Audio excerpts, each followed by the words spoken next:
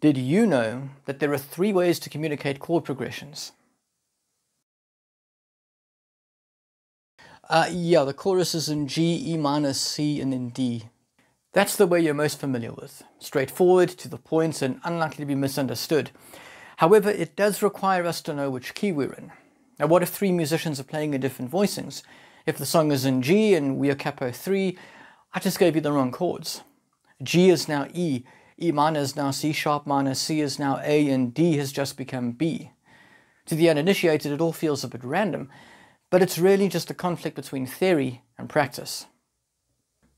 This is an E major chord. It's an E chord in shape and in sound.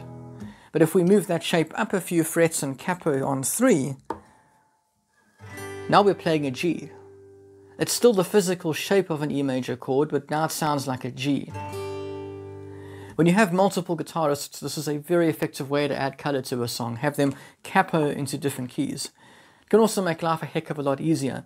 Nobody likes playing guitar in E flats, but if we capo 1, then we can start using chords from the D major scale.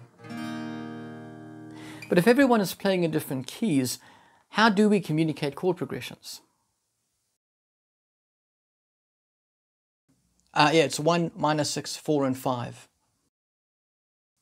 Roman numerals are a very useful way to communicate because it no longer matters what key you're in. Our worship leader only has to give the progression once, and then it's up to us to apply the progression to the key we're in. Now, I will admit that this does take some practice. It does take a bit of getting used to. But then again, getting your fingers to transition smoothly and quickly between chords is something that takes just as much practice, if not more. Basically, each Roman numeral represents a chord in the scale. I'll throw a table up here as a visual guide.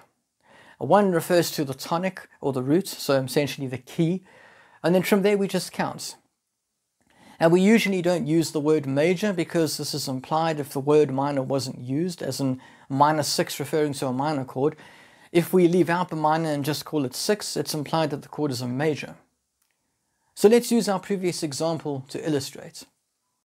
Yeah, it's 1, minor 6, 4, and 5. I'm capo 3, so that would be E, C sharp minor, A, and B. Cool. Okay, look, I'm not going to lie. I'm not sure how useful the next method is for the church, but as a composer, I find it very interesting, so I'm including it in this video anyway. Tonic, submediant, subdominant, and then dominant.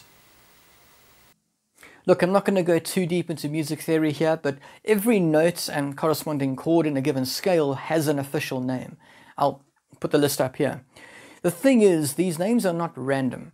They actually refer to the purpose that each chord has. So the tonic, or root, for example, is your home. It's the key you're in. It's where you go to resolve the song. The dominant is a chord that is meant to create instability, to give movement to your music. Because that's what music is all about, right? It's about movement, direction. Every chord is either creating tension through instability, or it is moving us towards a resolution through more stable chords. As a composer, if I get stuck, I'll generally know the direction that I want to go. I just won't have a clear idea of which chord to use. This list of scale degrees can act as sort of a color wheel for me. I'm going to be completely honest with you here. In the 20 plus years I've spent in worship ministry, I've never once heard a worship leader refer to a dominant chord or a submediant or a tonic. I feel like scale degrees is more for music theorists and composers. I just find this stuff fascinating. The purpose of this video is really just to encourage using Roman numerals in the church. It's what I use for session work and amongst bandmates. Once you get used to using them, it really does get easier to communicate chord progressions. I hope you've enjoyed this video. If you liked it, feel free to like and subscribe, the usual stuff. See you in the next one.